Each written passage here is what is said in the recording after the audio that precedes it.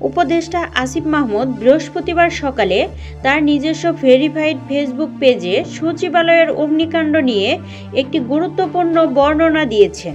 সেখানে তিনি উল্লেখ করেছেন, এই ঘটনাটি দুর্নীতির তদন্ত ব্যাহত করার একটি গভীর ষড়যন্ত্র। তিনি বলেছেন, স্থানীয় সরকার, পল্লী উন্নয়ন এবং সমবায় মন্ত্রণালয়ের বিগত সময়ে হওয়া অর্থ লুপাট এবং দুর্নীতির বিরুদ্ধে আমরা কাজ করে যাচ্ছিলাম। ইতিমধ্যেই কয়েক হাজার কোটি টাকার লুপাটের প্রমাণও পাওয়া গিয়েছিল। উক্ত অগ্নিকাণ্ডের পেছনে আমাদেরকে মূলত ব্যর্থ করার ষড়যন্ত্র স্পষ্ট বোঝা যাচ্ছে। তিনি আরও বলেছেন, যারা এই ষড়যন্ত্রে জড়িত তাদের কোনোভাবেই ছাড় দেওয়া হবে না।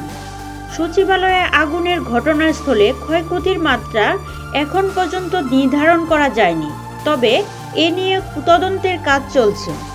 জানা যায়, উক্ত ঘটনা চলাকালে তিনি নীলফামারীতে অবস্থান করছিলেন এবং দ্রুত ঢাকায় ফেরার পরিকল্পনার কথাও জানান তিনি। গভীর রাতে বৃহস্পতিবারে সচিবালয়ের একটি গুরুত্বপূর্ণ ভবনে আগুন লাগে, যেখানে সংরক্ষিত ছিল বহু সরকারি নথিপত্র। ফায়ার সার্ভিসের কর্মীরা দ্রুত আগুন নিয়ন্ত্রণে আনলেও বেশ কিছু গুরুত্বপূর্ণ নথি পড়ে গেছে বলে আশঙ্কা করা হচ্ছে। অগ্নিকাণ্ডের প্রকৃত কারণ জানতে তদন্তের কাজ চলছে এবং নাশকতার সম্ভাবনাকেও উড়িয়ে দেওয়া হচ্ছে না বলে জানিয়েছে সরকারি সূত্র। দ্রুত সময়ের মধ্যেই মূল মাস্টারমাইন্ডকে খুঁজে বের করা হবে বলে জানিয়েছেন তদন্ত কর্মকর্তারা।